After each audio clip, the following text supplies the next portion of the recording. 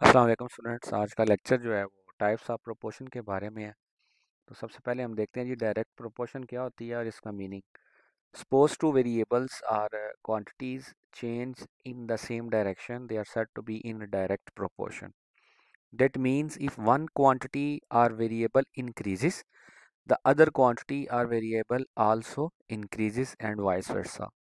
क्या है जी इसका मतलब? देखें, अगर रियल लाइफ में अगर देखा जाए तो अगर एक चीज़ के बढ़ने से, ठीक है, दूसरी चीज में भी चेंज हो गया है उसी डायरेक्शन में, ठीक है, तो इस किस्म की जो प्रोपोर्शन है, इस किस्म का जो रिलेशन प्रोड्यूस हो रहा है, ये हम क्या कहते हैं? इसको डायरेक्ट प्रोपोर्शन। ये दो डिफरेंट चीज़ों में जो रिलेशन कायम हो रहा है, एक के इंक्रीज होने से दूसरी भी इंक्रीज हो रही है और एक के कम होने से दूसरी भी कम होना शुरू हो गई है। तो इस तरह के जो रिलेशन है इसको हम डायरेक्ट प्रोपोर्शन कहते हैं। इसकी एग्जांपल रियल लाइफ में देखते हैं। जैसे स्टूडेंट देखें, temperature is directly proportional to heat. आप देखें, जितनी ज़्यादा आप हीट, फॉर एग्जांपल आप फायर को ज़्यादा करते हैं तो उसका टेम्परेचर तो इंक्रीज होगा। अब इसी तरह आपके उस चीज़ को इंक्रीज करने से दूसरे में इफेक्ट आ रहा है, चेंज करने से। इसी तरह अगर हम हीट कम करते जाते हैं, ठीक है, तो इसी तरह टेम्परेचर में भी कम होना शुरू हो जाएगा। तो ज़रूरी नहीं है कि एक चीज़ इंक्रीज हो रही है दूसरी भी इंक्रीज हो। ये भी है कि अगर एक चीज़ कम हो रही है तो दूसरी भी उसी हिसाब से कम हो, तो इसको भी डायरेक्ट प्रोपोर्शन ही कहते हैं स्टूडेंट्स।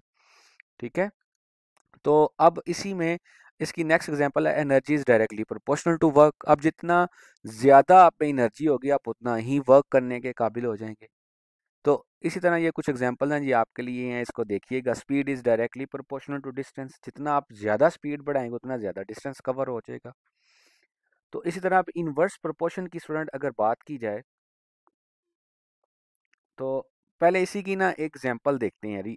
ठीक है, a washerman irons 3 shirt in 15 minutes. एक आदमी है, वॉशरमैन है, तो वो 3 शर्ट्स 15 मिनट्स में धो रहा है। How many shirts can be ironed in 45 minutes. अब खुद देखें कि 15 मिनट्स में वो 3 शर्ट्स धो रहा है, तो टाइम इंक्रीज हो गया है 45। इसका मतलब है वो ज़्यादा शर्ट्स जो है उनको वो इस्त्री कर सकेगा, ज़्यादा को कर लेगा। तो अब देखें, एक चीज़ के इंक्रीज करने से दूसरी में भी इंक्रीज ऑटोमेटिकली है। तो इस तरह के रिलेशन को हम डायरेक्टली प्रोपोर्शन वाले क्वेश्चंस को अंडरस्टैंड करते हैं। ठीक है, तो अब इसको करना कैसे है वो भी आपको साथ साथ तरीका कार आपको साथ शेयर कर देता हूँ। इसको जिस चीज़ को आप देखें, हाउ मैनी शर्ट्स हैं बी आयरन इन 45 मिनट, इसमें देखें दो चीज़ें हैं, एक तो शर्ट्स है नंबर ऑफ, और दूसरा है टाइम। ठीक है, तो आपने ये दो चीज़ें कैसे सेट करनी है उसी को ही हम देखते हैं। अब देखें, जिस चीज़ को आपने मालूम करना है, जैसे नंबर ऑफ शर्ट्स है, आपने लिखा let X be the number of shirts. ठीक है, which can be iron 45 minutes. तो इस चीज़ को आपने लेट कर लिया। अब इन्हीं दोनों की आप इसको लिखना है ये प्रोपोर्शन की शक्ल में, तो आप लिखेंगे ratio in shirts and ratio in time. ठीक है, और इधर देखेंगे तो आपने क्या लिखा है? पहले क्या था? 3 शर्ट्स ही 15 मिनट्स हैं, ये लिखा है आपने 3 शर्ट्स, और उनका टाइम क्योंकि ये टाइम है तो इधर आपने लिखा 15। ठीक है, अब दूसरी इसमें क्या चीज़ है कि दूसरा क्या था? How many shirts. इसके लिए हमने क्या किया था? Let X. तो इसकी जगह शर्ट्स वाली रेशो में इसकी जगह पे एक्स आ जाएगा। दूसरी क्या है? इसके लिए कितना टाइम लगेगा? 45। तो यहाँ पे आपने 45 लिख दिया। अब ये वही है प्रोडक्ट ऑफ मीन्स और प्रोडक्ट ऑफ एक्सट्रीम्स, क्योंकि ये प्रोपोर्शन के आपको क्वेश्चंस का पता है। तो इसको इसी को अगर हमने लिखना है तो आप लिखेंगे 3/x। ठीक है, और ये जो प्रोपोर्शन इसकी जगह पे इक्वालिटी आ जाएगी, जिसको आप लिख लेंगे 15/45। तो इनको आप सॉल्व करेंगे तो x is equal to 9 shirts, तो वो आपकी वो वैल्यू आ जाएगी। ठीक है, 9 शर्ट्स जो है 45 मिनट्स में वो इस्त्री हो सकेंगी, आयरन हो जाएंगी। ठीक है, नेक्स्ट मैं इसी की एक और नेक्स्ट एग्जांपल बताता हूँ आपको।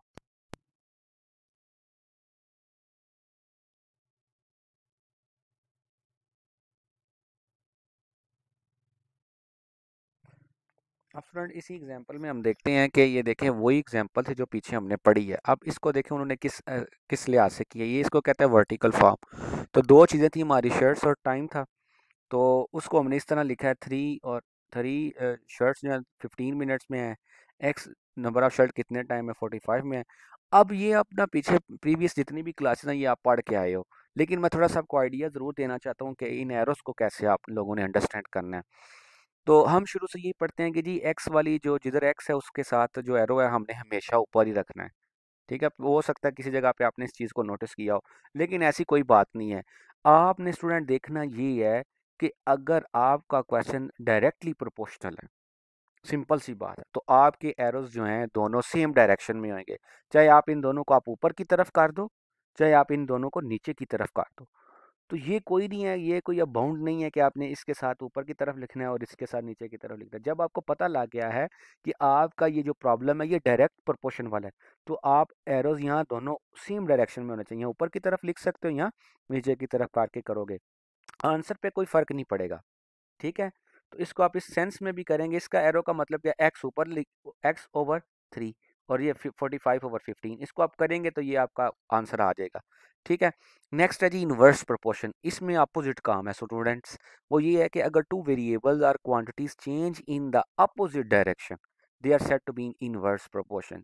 क्या मतलब, if one quantity or variable increases, the other quantity or variable will decrease and vice versa. Simple सी बात है कि अगर एक चीज बढ़े दूसरी उसी के हिसाब से कम होना शुरू हो जाए, तो इसको हम इनवर्स प्रोपोर्शन कहते हैं, इस तरह के रिलेशन को। इसकी एग्जांपल जरा देखते हैं real life. The number of family members जो कि विच नॉट वर्क, जो काम नहीं करते, are inversely proportional to the amount of saving. मसल क्या आप कह रहे हैं कि जितने नंबर ऑफ मेंबर्स हैं जो काम नहीं करते, जितने जो लोग भी आपके घर में अगर काम नहीं कर रहे, ठीक है, तो वो क्या कर रहे हैं, proportional to the amount of saving. तो ये था कि जितने फैमिली मेंबर्स ज्यादा होंगे, ठीक है, उतनी आपकी सेविंग कम होना शुरू हो जाएगी। ठीक है, देखें वो वहाँ पे क्या है, जो लोग काम नहीं कर रहे और आपकी फैमिली के मेंबर्स इंक्रीज हो रहे हैं, काम नहीं कर रहे, तो आपकी सेविंग जो है बिल्कुल वो तो कम होना शुरू हो जाएगी, क्योंकि वो सारा खर्च हो जाया करेगा। तो ये रियल लाइफ की एग्जांपल है कि इसमें इनवर्स प्रोपोर्शन किस तरह यूज हो रही है। अब नीचे का एग्जांपल देखिएगा कि the working days required to complete the work are inversely proportional to number of labours. अब इस एग्जांपल को थोड़ा सा अंडरस्टैंड करते हैं। देखिए, जितने ज़्यादा दिन लग जाएं किसी काम को, अगर एक हमारे पास कोई काम है, ठीक है, इनमें इनवर्स प्रोपोर्शन किस सेंस में है, कह रहा है working days required to complete the work, जितने नंबर ऑफ डेज ज़्यादा होंगे, आप खुद सोचें, उतने जो है आपको जो लेबर्स हैं वो ज़्यादा लगाने पड़ेंगे।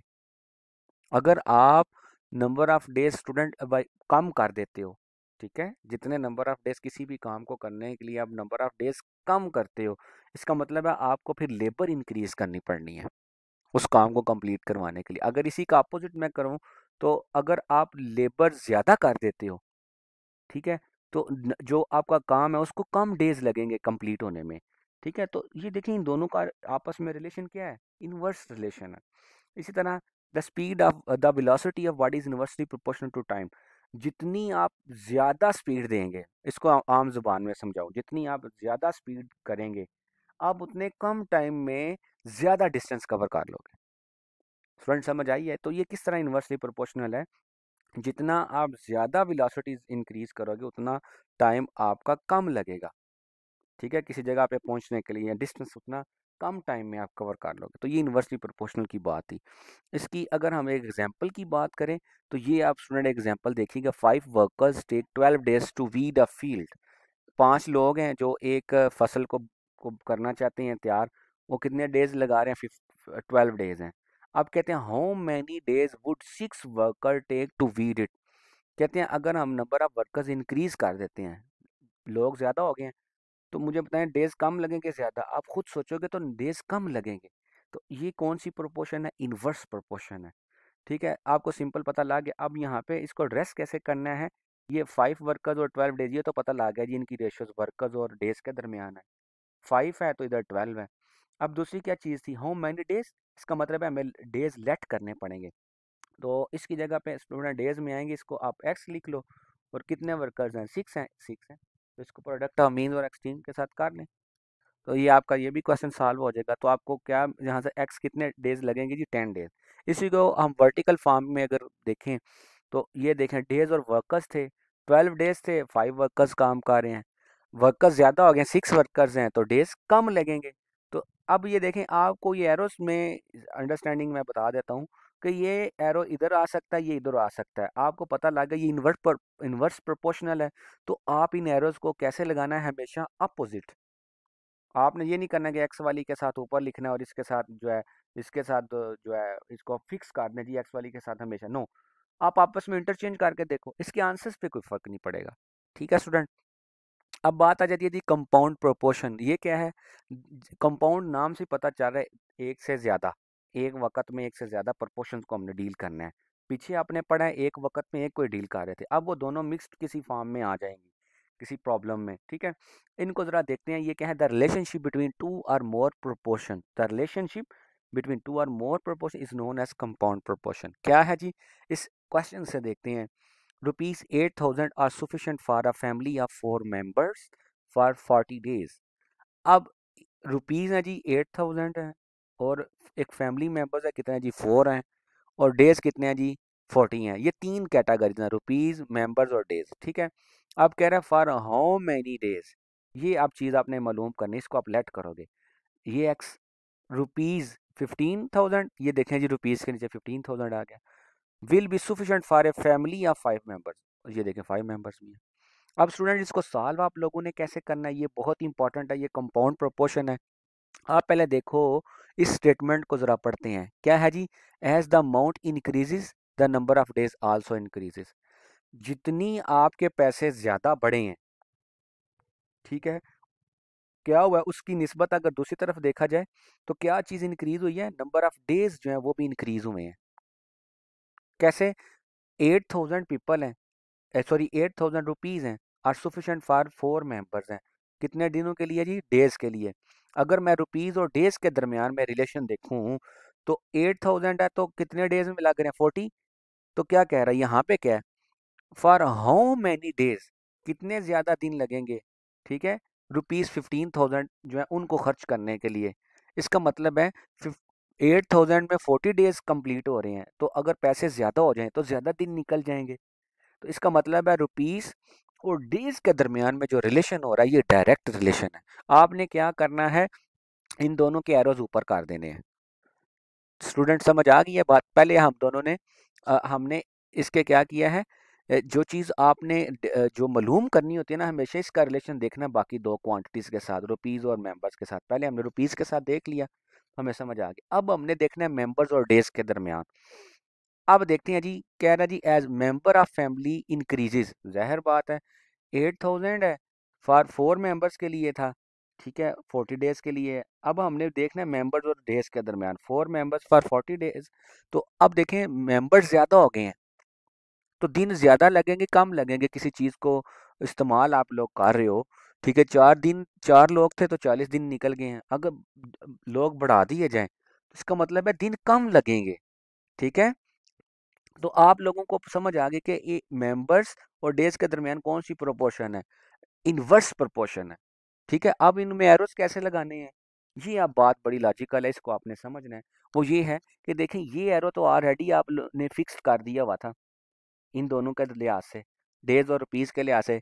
तो अब मेंबर्स और डेज की अगर मैं बात करूं, ये एरो तो ऊपर ही है, इसका हम एरो जो है इसको नीचे काट देंगे, क्योंकि इन दोनों के दरमियान में इनवर्स प्रोपोर्शन है। ये बात बड़ी इंपॉर्टेंट है जो मैं आपको बताना चाहता हूँ। इसके एरोस के लिए एरोस की नहीं समझ आती कंपाउंड प्रोपोर्शन में।